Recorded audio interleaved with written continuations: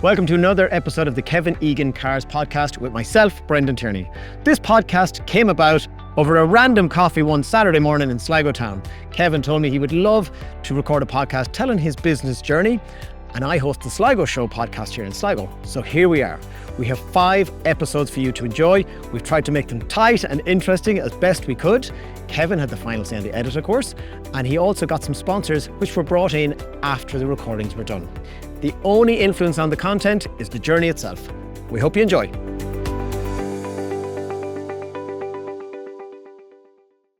Hello and welcome back to the Kevin Egan Cars podcast. Kevin, it's February 2026. How many staff now? 34. How many cars in stock today? 226. 226. So let's take it back a long way. So when did all this start? The big stock, the fancy car showrooms? Well, it didn't start with 226 cars anyway for starters, and definitely not 34 staff. So it was May 2009. I left my job and I started to go from the house. So it all started at home. Today I left my job. I think I had 2 cars in stock. That week then I went buying some cars and started from there. It was a case of still getting up early in the morning, still had things to do. Cars had to be prepped. Did you prep them all yourself? No. Or you had people? No, I was Yeah. lucky. Shiny Steve, he's my brother-in-law. Okay. He's Stacey's brother-in-law. Adequate name, I presume, to do with Yeah, valeting. yeah. So Okay. he done all my valeting for me at the start on a part-time basis when he wasn't working his day job. So that was very handy to have that. We had my house and then we had his back of his house as a yard, which was great. And things got rolling from there. What was the most amount of cars in your driveway at one point? 5. Okay. Any Yeah, complaints from not the much. neighbours? In fairness, no, we didn't get any complaints from the neighbours, but there's just enough room for 5, and it wouldn't have been 5 all the time. Yeah, you would have kept them spaced out. Spaced out. Like, And all like, over the place. did you have a plan at the start? Did you go, I'll just wing it? Like, obviously buying cars is not like €20 a pop. Like, it's quite a lot of money. It must have been a lot of juggling. I didn't really have a plan. Like, we'll say we're just coming into a recession. The country, it was 2009, so I think it started in 2008. But I was so naive, I didn't actually realise what a recession was. I genuinely didn't know what was coming around the corner. So the plan I had was to buy some cars and sell some cars. And if I remember back, it was get a small yard and start from there. Things changed. My employer then went out of business. The landlord where he was renting the showroom, he rang me and said I would prefer not to turn off the lights. He was a mechanic by trade. So he ended up taking over the workshop and he asked me would I come in and take over the showroom. I was, again, naive and I did. I said, yes, of course I will. So I went into the showroom, which is just down 200 metres down the road here. Her and Auto are in there now. So I started operating from there and I loved it. It was a 6-car showroom, probably 25 cars in the forecourt. So it wasn't 25 cars in my forecourt. They were spaced out a little bit differently. But I moved in and started trading, made loads of mistakes from there. Can you tell us a mistake that stands out? Look, I'll keep going back to it. The pictures on Facebook, €3,300 for a Kevin Egan Cars sign that took up the whole side, whole front of the building, and just pure ego, stupidness. It could have been a sticker for a couple of €100, but I went with the LED lights. And, But do you think that not maybe pushed across the prestige and, it wasn't just I mean, we see stores around everywhere now and it's like the sign outside tells a lot, like, so. Yeah, but like, we'll say what I would have spent money on back then was the sign, the website. Spent a lot of money on the website, but it was the best money I ever spent, still to this day probably. Okay. I rented the showroom. I didn't have any office space, so I built an office for myself in the showroom. But I was working there for 4 years previous and I didn't have an office, so it was okay with a desk, and the desk was getting on fine. But small things, you get money in, money out. Overheads, I didn't realise what overheads were at the time. I just seen the profit in the car. I wasn't calculating how much VAT had to be paid or anything like that. And tried cash in hands and sure, yeah, look, I'll build an office. I think I even plastered the toilets for no reason whatsoever, only for the reason I didn't like the look of the bare block. What was your accounts set up then? Did you have someone advise you? Were you trying to handle it all yourself? Probably at that stage early on I didn't, but yeah, when I started getting bank accounts now set up, yeah, I needed to go get an accounts package, and that was another lesson. Like I would say, it was 18 months in business, and my accountant rang me up looking for my reconciled bank accounts. I told him I banked with AIB. I didn't do it. So yeah, that was an expensive lesson, but that was just probably one of those things where you start learning and you just start growing up, and it's like, hang on a second now, things are starting getting in serious. the big boys league now, like, yeah, you get it Yeah. right. And like, I often wonder, someone that goes, you know, you could have stayed on your own, hustling the cars out of the house, or maybe got a smaller yard. Did you think you were like, no, my dream is to have a premises and have a proper setup? Or was it like, I just want to make money? What was, if you were a balanced one between the other, was it making money, or was it like having something to look at and go, right, I've achieved this? Back then, I'd say it was just making money. Yeah, just making money and getting started, feeling around. Like I loved what I was doing back then. It was waking up in the morning and I always had something to do. I'm good at getting out of bed and getting things done. Like it was a buzz, the greatest buzz we had. I got a car on an auction website. I'll tell you about the auction website in a while. And it was probably too expensive for me. I couldn't afford the car. So I says, probably made a mistake buying this car. I'll try and get it traded off to another dealer as soon as I could. So I found a dealer in Dublin to buy it, and I was making small profit at it, and I had to deliver it to Dublin. So I said to my dad, I says, look, we need to bring this Mini to Dublin, but I seen a Leon for sale in Donegal. Well, we go get the Leon in Donegal and drive to Dublin. And that was the buzz of the logistics of that. Driving down to Ballyshannon or just beyond it. How do we get from Dublin from there up to Dublin and drive back? And it was just the buzz of doing that. Probably stupid thing to do, but it was just the buzz of it. And we got up to the yard anyhow, drove the Mini in, got a ball of cash for this Mini. And then Joey says, what's the story with the Leon? I said, I just bought it this morning. Is it for sale? I said, well, yeah, it's for sale. So the dealer you went to with the Mini, yeah, he was said, a wholesaler. I'll actually get, okay. He was a wholesaler. So he bought the Mini and then he said, I'll buy the Leon as well. So I just looked and asked him a price. I think we had €1,000 profit on, because remember, Dad gave me a bollocking for that as well, making too much money. And self and Dad were left in Bluebell with nothing to drive home. Nothing to drive home in. So what was the next part? Just on to the Lewis and back to Connolly. I was back on my phone looking at what else I could buy. Found a BMW 3 Series for sale in Mullingar.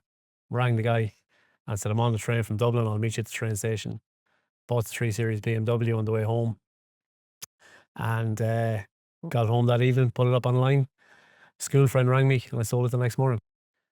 Would you say it was nearly like an addiction in a way, the buzz of getting the deal and the hustle of it? Like it sounds to an idiot like me that's it is a complete buzz. Like you had one sale you knew was happening, another one out of the blue, and now a third one. So like, and the next day then after that was gone to your friend, did you straight up? I had no cars left. Okay, so it was back onto CarZone buying cars then as well. Okay, but back then it was, as I say, we were in recession. It was very easy to buy cars back then, and they kind of, we'll say, like today now we have over 200 cars on our forecourt. If recession started tomorrow, we'd be in big trouble because we've paid so much for these cars. Yeah, some of them might be there 4 or 5 months. I paid too much for them, and now we need to turn that into cash. It's going to be very hard to liquidate 226 vehicles.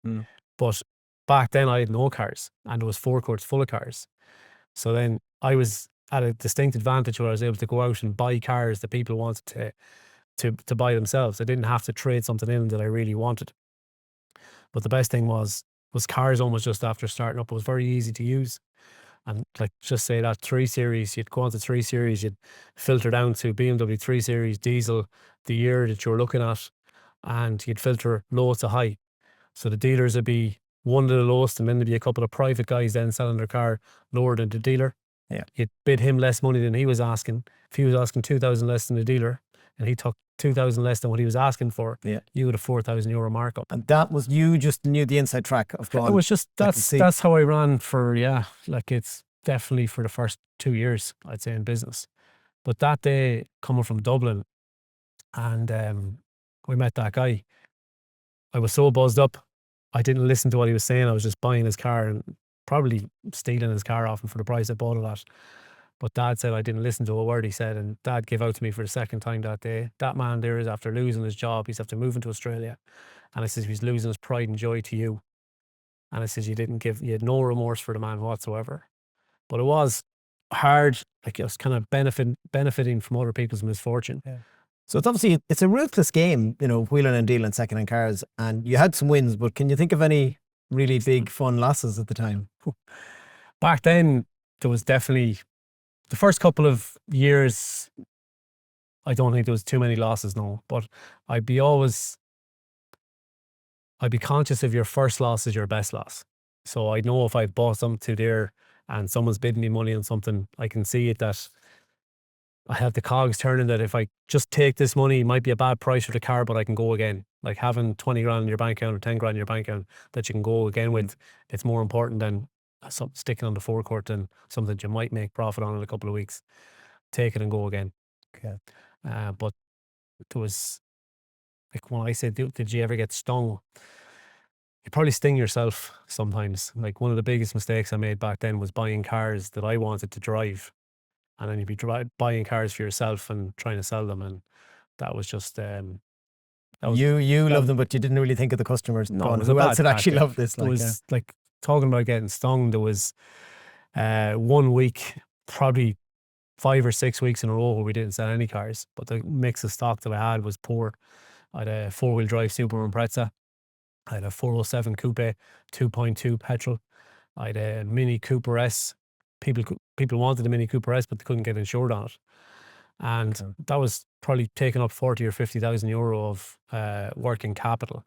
And Mark was probably with me at that stage as well, and I paying his wages out and not selling any cars. We sold a couple of older cars, and I remember trading in a Renault Megane. And I said, right, that Renault Megane and those 3 cars I have to send to auction tonight. There would have been a special auction, a finance auction. And there would have been a lot of retail people there to buy cars. So I decided I'm going to try and cut my losses and send these 3 cars to Dublin along with the Renault Megane and just liquidate the money. And I probably would have lost 15,000 euro that night. But just to get the money back in the bank account to go again. And that was the end of the honeymoon period really for Kevin Egan Cars. And then it was running the business. And was there any point even to that, let's call it the hustling phase, where you're like, I'm in trouble here, this could end the business? Because it's huge risk at times, obviously. Yeah, it wouldn't have been, back then I was so small. There wouldn't have been too much risk of closing. If I was going to close, I would have closed it myself. Yeah. Like there's so many different ways. There's like everyone, you can look at car dealerships all over the world and what defines a car dealership. But realistically speaking, we all have our own little niches. Like we sell French cars here. We sell used cars up to 3 years old, but other car dealerships might sell cars really fresh, might only sell German. Other dealers would sell high mileage German cars. Other cars would sell prestige cars. So many different avenues you can go on. You knew your niche and you had a confidence in what you were doing. I didn't really know my niche till I think it was 2012. Okay. And we were kind of topsy-turvy. We'd always have something in stock from 2 grand to 30 grand, and there was no identity. And that's the best word I can. We had no identity in what we were selling. But we had, in the yard, we had a 6-month-old Vauxhall Insignia in from the UK, black in colour, SRI model, with the big wheels, the big dash with the sat nav in it, and it was 150 brake horsepower. It was just the most sought after car at the time. And I purchased that car, had it at Christmas, and it was sticking. And just time of year, like once we went into January, we would have been fine. But I got a call on it one day, and I said, it's time to turn this into cash. Like guy asked me to meet him in Dublin. We had him pass for finance. So finance is all organised and things like that. And I went up to Liffey Valley to meet him. And met him at Starbucks. And he was driving an '07 Vectra. So he's moving up 4 or 5 years or whatever it was. And you could just see him there sitting in his car, and I'd drive up and hello and make sure everything is clean, because we'll have the coffee on the way up the road and make sure the paperwork is all there and ready to get out and meet this guy. And he just calls me over. So I go over to his car and he goes, sit in. I was like, okay, so sit in. And he goes, how's it going? Blah, blah, blah, chatting away. And he was hungover. So he was dying from the night before, which was great. Is that great as a salesperson? just- You want someone? I knew this was going to be quick. But just have to remember he was buying a 3 to 6 month old car. Yeah.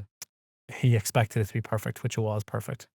The paperwork was all ready. Everything was signed. I basically signed all the paperwork for his new car in his old car. And we got out of the car and he never even walked around the car. He just went from his driver's door to the new driver's door, turned the key and drove off. And I'm standing there thinking, what just happened? How was that so easy? So I don't know if you know Liffey Valley, but I was driving home. I didn't get as far as the Clarion or the Clayton, what it is now. And I had rang Mark and I says, Mark, this is way too easy. From next year on, all we're selling is 3-year-old cars and really fresh trade-ins. Okay, I see. So that was was an odd moment. So it was an odd moment, but it a just hangover you didn't have that led to yeah, it changed the way Kevin Egan Cars was going to move forward. Okay. But even at the trade-in as well that we took, I only drove it as far as Longford. I had a dealer in Longford that bought it off me and I got the train home from Longford. So it was just clean slate from... This podcast is sponsored by Gowan Auto and the Peugeot Partner van. Gowan Auto have been our partners in business since 2017 and the Peugeot Partner has been our best seller since. Available in 2 wheelbases, 2 gearboxes, 3 specs and low rate finance from as little as 1.9% APR.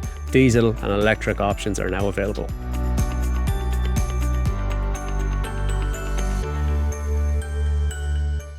So, like, we're sitting, you had your showroom back then. We have an even nicer showroom now, but it didn't just go, the curve of your business career didn't go straight up the way. No. So that was December 11 is when it was. So it was a 2011 insignia. Is that right? 21? Yeah, 2011 insignia. And rent was just getting too high. Overheads were piling up. And I just couldn't afford the showroom. It was a great idea at the time. I was delighted with the opportunity. It just put me on the map. People knew where Kevin Egan Cars was, but I couldn't afford it. I came in between here and there. There was a small yard there with Noel Gordon rent-a-van and driver training. So I went down to Tom McGowan, who owns the yard, and I asked him had he any space that I could rent off him. And within a couple of hours, we had a deal done. And the deal with Tom, I think, was coincidentally from 400 a week I was paying in the showroom to 400 a month I was paying Tom. It's quite a significant chop. Quite a saving. And look, it was a bit demoralising that we're moving out of the showroom. Felt like a thump in the ribs. I was going to say, was it more of a failure, or was it, if you were having a bit of common sense, was it a relief? Which would you? It definitely was a relief for me. Mark was always positive about it, and he was glad of the move. He says, "Look, we need this to keep moving forward." The website was taken off. CarZone was live. Sorry, you stopped your own website, you mean, is it? No, our website was going well. All right. It was taking off, my God. Yeah, sorry. Yeah, Okay. It was taking off. Facebook was taking off. So we're kind of doing a lot on social media so people knew who we were or where we were. Yeah. And the yard just started working out and we ended up selling more cars out of the yard in the porta cabin than we did in the... Isn't that fun? Because I was about to say, like, what do the customers think? Like, oh, something's gone wrong there. Would they be like, oh, I'm afraid to buy a car? If not, no, they didn't have any impact. No, we'll say we're good at keeping a database. So we had our own database and we sent a letter out to them, all of them. I found the letter a couple of weeks ago and it was just honest, couldn't afford it. We were downscaling to move the business forward. And it seemed to have worked out. I think people prefer that bit of honesty and transparency, like, than just trying to gloss it over. Like, that's definitely it. Yeah. But the yard then, like, it's what's for you won't pass you. Like, the yard, it was a small yard, 14 or 15 cars is what we could fit in it, and we bought a 10-foot by 20-foot porta cabin. But within a couple of months, it was too small for us. We needed a 10-foot by 30-foot cabin, and then it was a 20-foot by 40-foot cabin. But the landlord was really good to us, and Tom still calls into us today. But he seen the business going so well, he was kind of enthused by it as well, and kind of it reflected on his business. And he was in good form every day. He actually ended up tarmac at him the yard, and charged me an extra £100 a month. No problem. Wow. So we had a nice tarmac yard. That's great. And it's not that often you have a landlord that actually takes an interest and likes to see success. We were It's like, so- rather than going, oh, he's doing well, charge him double the rent. Like, Yeah, we were so lucky with our landlords. Even that yard there was a yard attached to a lane, and the lane went to another yard, and that yard went down to another yard. But within 3 years, the business had expanded so much from that one, let's just call it postcode now. We had three different landlords. And we actually opened the workshop in Ballisare. We had 4 landlords at one stage, but every one of them were as good as the other. And they all looked after us really well. I have to ask, what happened to the sign? The $3,500 sign. Did you move that or dump it? Kept it for a while. You'd have to ask Dad where that is. Okay. Yeah, but that was definitely in the garden centre until we sold the garden centre. Yeah. All right. Okay. Yeah. So it exists somewhere in Sligo. It's not too far. Yeah, I'm not a hoarder at one bit. Yeah.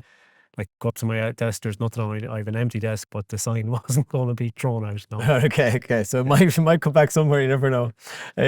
So then from that yard, like, did you, like, obviously you have your franchises here. Did you go, like, you don't just, can you get a franchise with a tiny yard like that? Or would they just go, no? Well, they did come looking for us. Yeah. The Peugeot did call into the yard asking would we be interested in the franchise. Like, there was a lot of growth in those few years. So we moved out of the showroom in 13. In 12, we were second in the Irish Car Dealer of the Year. We won it in 2013. I think we won it again in 2015. What was that like?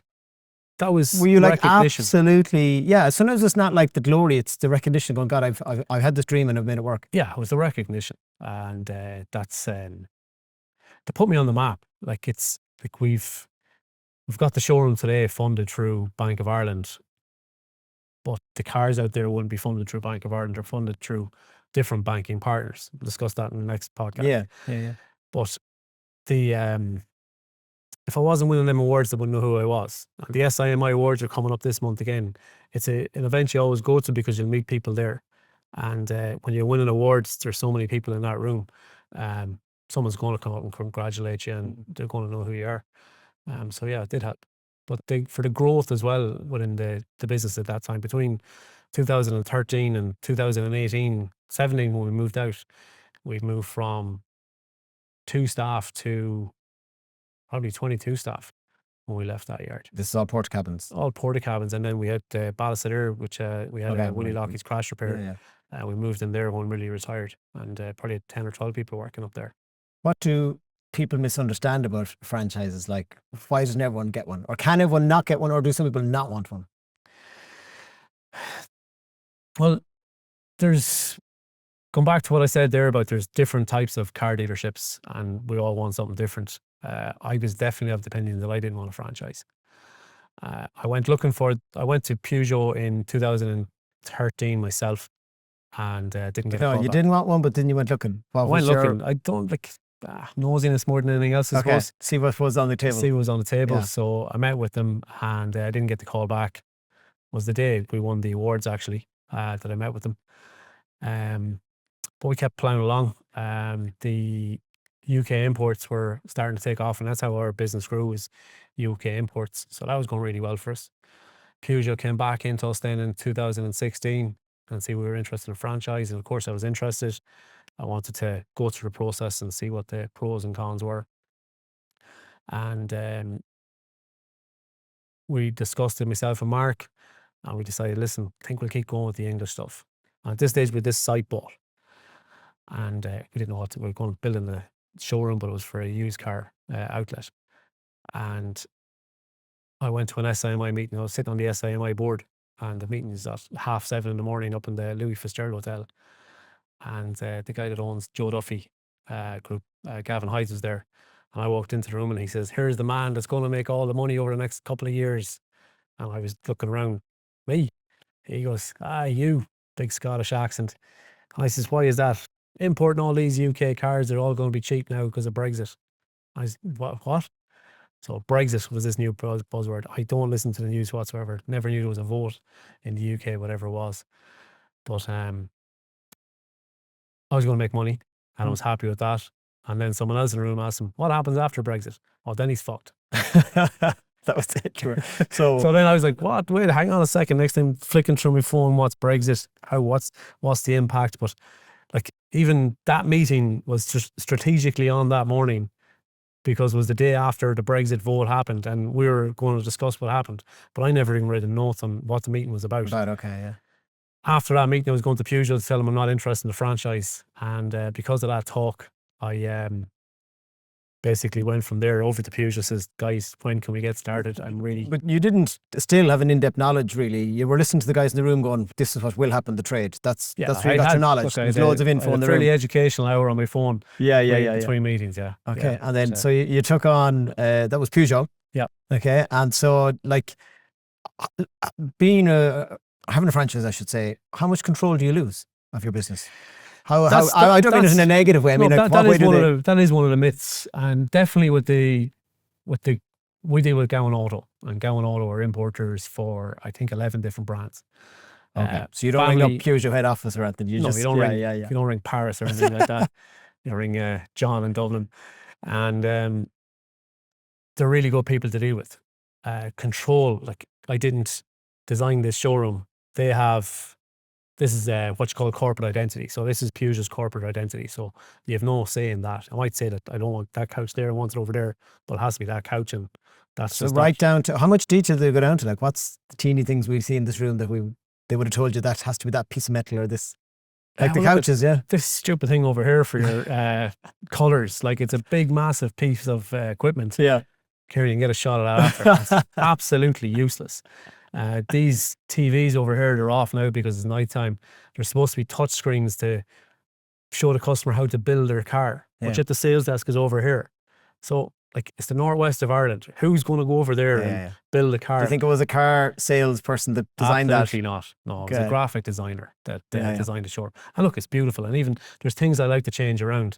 And I just stop myself and say, hang on a second, I'm not the graphic designer.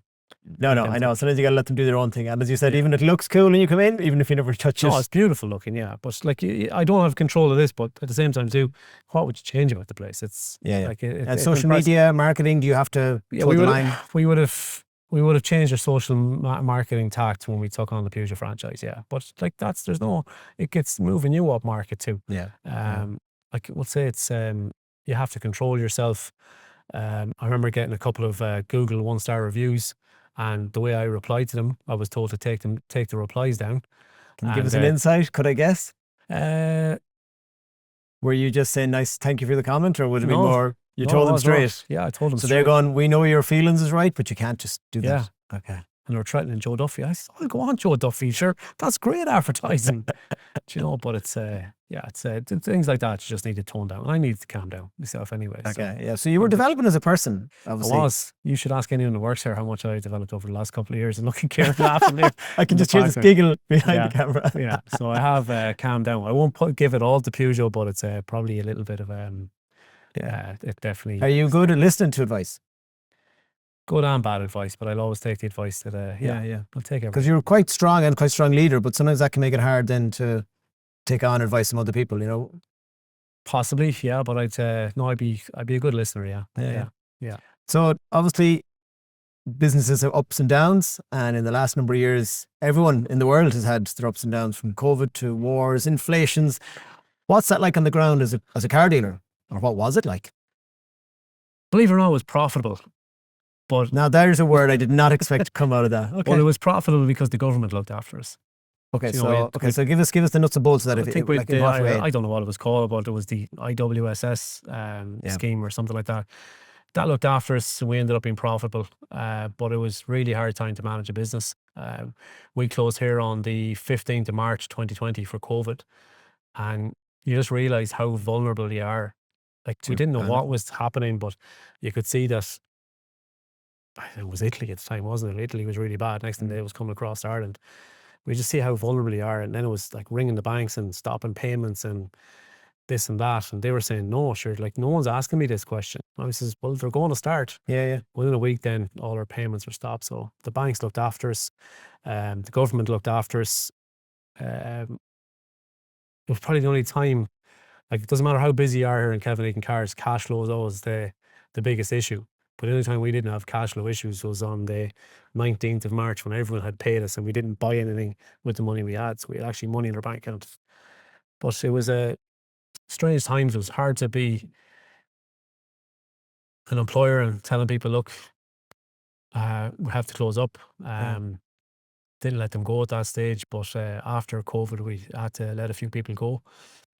Okay, because it wasn't generating enough It money was, to keep yeah. things Well, going. the thing that happened with COVID as well was the war in Ukraine kicked off, and the war in Ukraine was like, you don't think how it's going to affect a car dealer in the northwest of Ireland, but I think the door cards for a Peugeot partner van were made in Russia, so then you couldn't produce a Peugeot partner van because they can't get the door card on the inside of a door.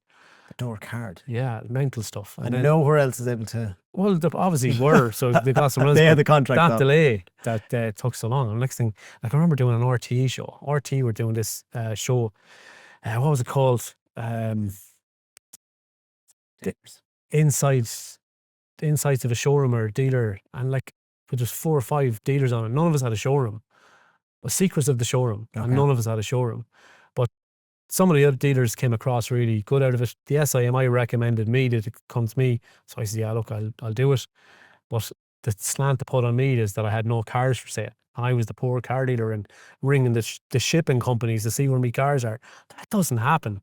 But I was the age of doing this. I made a complete balls of that kind of marketing side of things. But it was a true reflection. Like, where you have 220 cars today. Back then we probably had 150 cars in stock. But then we're left with 20, 30 vehicles available for sale. And I had 30 staff. So during COVID and whatever happened during, it wasn't the war that closed down, but war, like inflation and prices and things like that, that was another big issue. But we had to let a lot of people go during that period. And it was tough times to do business. How long for COVID was this place stopped then, like, or shut down? 3 months. Okay. And, March, April and May. Okay. But I mean, like, what did it look like if I walked in? How many staff would have been in here after the 3 months? Not everyone, I presume, or key staff, was it? Or how could you sell cars? Like, or how were people allowed to move? Came back in dribs and drabs. Okay. Yeah. So you wouldn't need all the technicians back. So you might have put them on 3 days a week. You had the social distancing, so we wouldn't have the space in porta cabs and things like that. So you kind of split shifting and whatnot. Oh, what we used the time for as well was we were moving from Ballysadare, where we had the site built here in 2017, and we had the car sales here, but we moved the valeting in here, and workshop was built that year as well. So it was, what, like, through that period, like you just said, the car door, the card for the pocket, the inside of the door comes from. Is there other costs that customers haven't in that period that we wouldn't have a clue that happened? You were like transform or really hit your business hard. Was there certain things hitting you, whether it was inflation or war or COVID? Well, the price of the cars all gone up. Went through the roof, and like there was times when, like, it's supplying, like, it's again going back to it's so vulnerable. Like the cost of change, like this Peugeot partner van here, it's, what was it, €25,000 plus VAT now, €31,000. That's a 2026. But I remember in 2019 I had bought 25 registered 181 vans, and I was asking 14,950 for them. So that's, 100% increase and another little bit. Yeah. So those little increases, like, and then we have to find out, like, it's one thing the customer being able to afford that van, but also I have to say, right, with this amount of money, I could buy 25 vans. Now I can only buy 12. So they're the costs, and you have to organise funding to do. Do you see it ever going down again? No. Probably across the board and everything in life. It seems to be. It's definitely stabilised in the last couple of years, but okay. I don't think it's going to come down in price. No.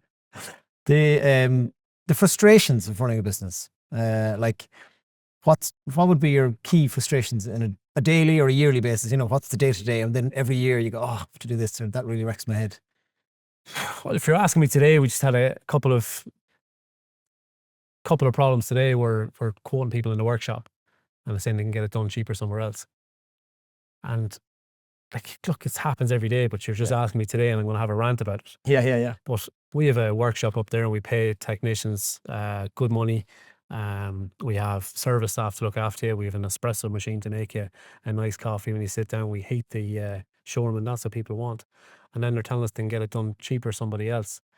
But this industry, like, I never went to college. The only person who needs to go to college in the motor industry is the technicians. But if you look at this is going on a bigger rant than I thought.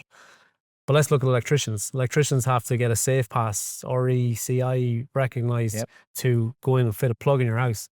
But yet you can send your car down to Fred in the shed. He can put it up in the air. He can take your wheel off, put your wheel back on, and send you back out. He's not educated. Do you know, like, you don't know who. Like, it might be, you might hand your keys to Fred. Fred is fine, but he gives it to the guy in the back that he's in their own work experience. There's no regulation in the motor industry, and therefore, like, you know, we have NCT, but the NCT is only every year or every 2 years. There's no regulation to keep the motor trade right. And if you're looking at your NCT and, like, it's make sure your car is right every 2 years, what happens in between that period? It's an interesting point, yeah. And that's my frustrations today. But there's plenty of frustrations in running a business. Like, being self-employed would be great if you didn't have staff and customers, is what they say. But Why does every business owner say that to me? I don't know, they say it half joking, but like, we need staff, but it is just... No, it's frustrating on a daily basis. But look, it's part and parcel of it. I get well paid for it. We run a good business. We have a good asset here, and look, it is what it is. What advice do people give you that you hate hearing? What do people think you need to hear, and they think they're being nice, but they're actually melting your head? The one statement is, they know what you should do. I fucking hate that statement. Can you think of one of them in the last year? Someone said, what should you be doing that you're not doing? Is it another franchise? Is it you should do this? Should be selling more diesel cars. No problem. I'll get more diesel cars. There is no diesel cars left.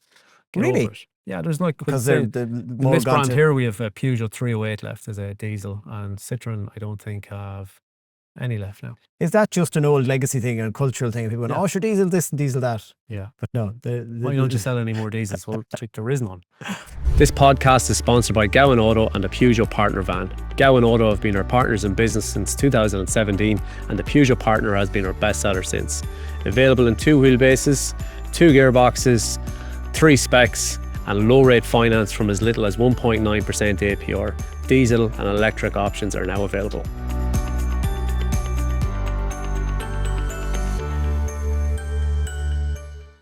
What part of the job do you enjoy now, or less now than you did, 10, 15 years ago? Well, I'm running 2 businesses now, Steve, Kevin Egan Cars and H2O Dealer Management. And I enjoy running both businesses. It's time consuming selling cars these days. And I love selling the car, but it's not just selling the car, it's getting the car prepared.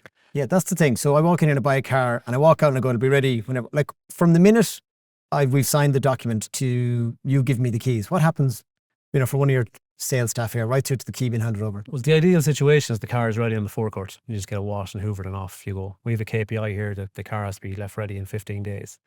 But it's not an ideal situation. We have a busy workshop up there. We have 6 lifts with 7 techs, and we probably have 35 to 40 jobs booked in a day from customers. And we have some sales cars booked in.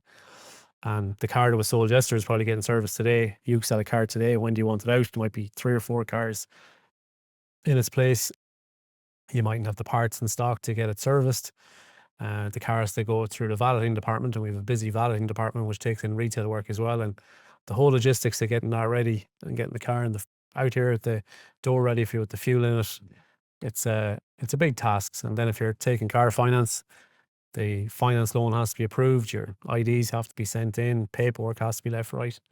But it's not just sell the car. I know, just sell the car. Great when we know the sale. It's like, right. Yeah. It's like getting a grant. It's like, I have to do all the paperwork now to follow it up. That's what the sales staff are for. We've good sales staff here. They're organised. We've great admin staff. They're well organised. But it's a logistical nightmare. It's not a logistical nightmare, but it's for a big me, workload. when I'm trying to run a business as well, it's hard to just get everything right. What's the biggest myth people have about car dealers? We're all minted. All minted. And are you? Afraid not. Won't be talking to you. But I know we drive past here, and it's obviously you just imagine, God, he must be loaded. But you're just managing something really well if you have this, rather than you're necessarily loaded. Would that be a good accurate? Yeah, look, it's a good lifestyle. It's a lucrative lifestyle when you do it right. And let's go back to it. I chose to go down this path. I chose to. I could still be in a yard making money for today, making money for tomorrow. But what Kevin Egan Cars is an asset. I've built an asset that hopefully will work for me for the next 30 years. My daughter started working here. It's a legacy that she can bring on. Mark and Deborah have 2 kids. I have 3 kids. So it's a legacy for the five of them. We chose to go down that path. And look, hopefully we'll have the long-term gains. But I'd have friends of mine that'll be car dealerships and they'd be making money for today and they're not thinking about tomorrow. And Yeah. that's fine too. Yeah, that's what I And did. like there's one guy who was just retired and he'd look in and he says, it's just like, I've retired, but I've retired with nothing. Because I've made money over the years, but I've just had to close down. And that was it. And that's the way it was. Probably Yeah. make more money than me, but But would you call yourself a dreamer from like getting that showroom with the big sign? absolutely, yeah. Yeah, because I'm only getting to know you in all these chats, and like these aren't Yeah. questions you normally ask someone in a coffee shop. Yeah. But like I get that picture of it's like, I mean, look, I don't think you'd have any difficulty making money if you didn't have this. But it definitely seems like there's a real passion. I don't know, is it a love or a passion or what is it? Yeah. So I do a bit of business coaching. So I have a business coach, Jeanette, and she's Prospero Coaching now. But before that, she worked with Action Coach. And Action Coach is a world-renowned business. I was sick of the process Action Coach had, and I think Jeanette was a little too when she went out on her own, and I came with her. But she brought me to a conference, a bit like Pendulum Summit for Action Coach participants in Wales. And that was the start of the dream. So a couple of the speakers that day, one of them was Frank Dick, and he's a psychologist, sports psychologist, and he was in charge of the GB Olympic team in 2012, was it? The London Olympics? London, yeah. So he's in charge of them. And I'm into cycling, so he was in charge of Bradley Wiggins and Mark Cavendish and all the cyclists at the time, Chris Hoy. And he spoke brilliantly in the stories he told. And one of the stories we keep calling it here is he had a young apprentice working with him. He was Hungarian, I think, and he went off working with the Hungarian team. And he came back a couple of months later. He says, Mr. Frank, my cyclist can't cycle as well as you. Your cyclist, tell me, how do your cyclists cycle so well? And he told me, we put vinegar on the wheels. So your man goes and puts vinegar on the wheels. And 6 months later, he comes back, my cyclists still aren't fast, and we put all the vinegar on the wheels every day. And he says, it's not just the vinegar on the wheels, it's the 1,000 extra things we do along with the vinegar on the wheels. Okay. So it's all adding up. And that's why I said, right, that's what Kevin Egan Cars needs to be done. Every car needs to be priced. Every car needs to be straight. Every car needs to be clean. Every car needs to be serviced. Every car needs to be warranted. And I just said, look, this is what we're going to do. We're going to do 100 things better than every other car dealership. And that was my dream. But the other thing he said then, look, it was two things in the same speech, which was unusual for when you listen to speakers like that. But he trained the Olympians, and how he trained the Olympians was, imagine yourself, or he asked the Olympics, what do you want? And no Olympian has ever said, I don't want to win gold. So they wanted to win gold. And I said, okay, well, imagine yourself with the gold medal around your neck. Now close your eyes and think back what had to happen half an hour before that moment. What had to happen that morning, the day before, the week before, the month before, the year before. What have you to do now to get that medal? Okay. And I can see you looking at me, you like it too. Yeah. No, I do. But then he goes, what's your medal and what's your podium? And I just thought, wow. And I just thought, my podium is open at night in my showroom. And that was 2014. Okay. So from 2014, I said, right, I'm going to build a showroom. So 2016, we bought the land. 2017, we moved in here with a porta cabin, and we basically got we'll talk about it in the banking podcast, but we got the mortgage and we were starting to build. And from that talk, I was leading up, and Kieran was here tonight. We had the open night, but we weren't ready to open. But I was so sick of waiting for the podium. I says, lads, we said to the builders, James Street, lads, we're opening Friday night. I don't care what condition the place is in, we're open on Friday night. So we open on the Friday in November 2023, and finally got my podium, my medal around my neck, and that was when the dream was over. That dream was over. Like you have H2O Well, it was. now. Yeah, but actually it was a surreal moment then, because I've like I say, I deal with business coaches, but I deal with I'm a psychologist as well, and he had retired. And met a friend of his, and I said, look, I'd love to get chatting to him again. And we met, and I told him about my podium story. And he just sits back, he goes, that's a load of bollocks.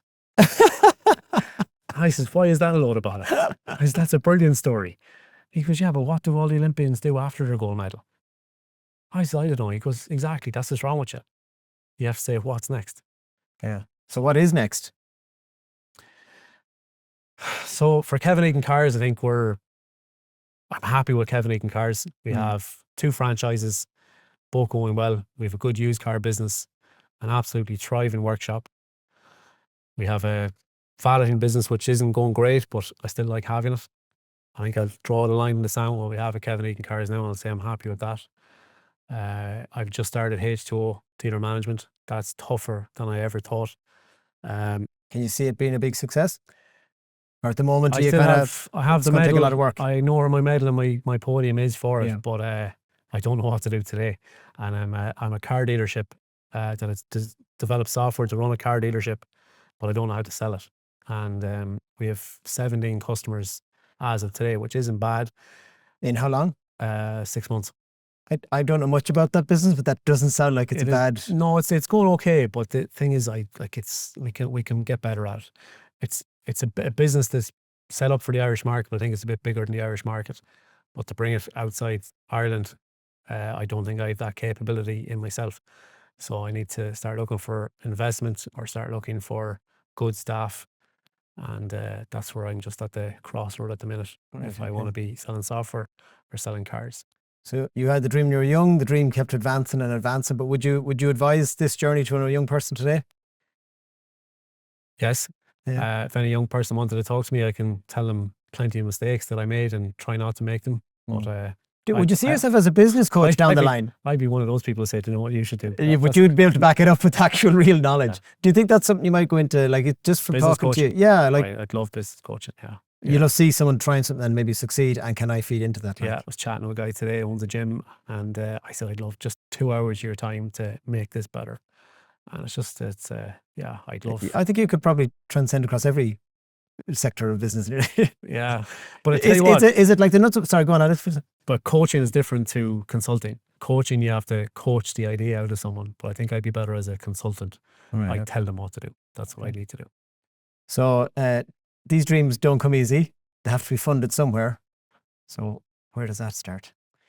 A lot of good business banking partners, and that's for another podcast, Brendan. Great. Well, Kevin, thanks again. Lovely hearing all these insights and your openness and honesty. We'll be back again soon. Thanks, Brendan. So thanks for watching another episode of the Kevin Egan Cars podcast. If you like what you're watching, we have a whole series. Go and check them out wherever you're watching.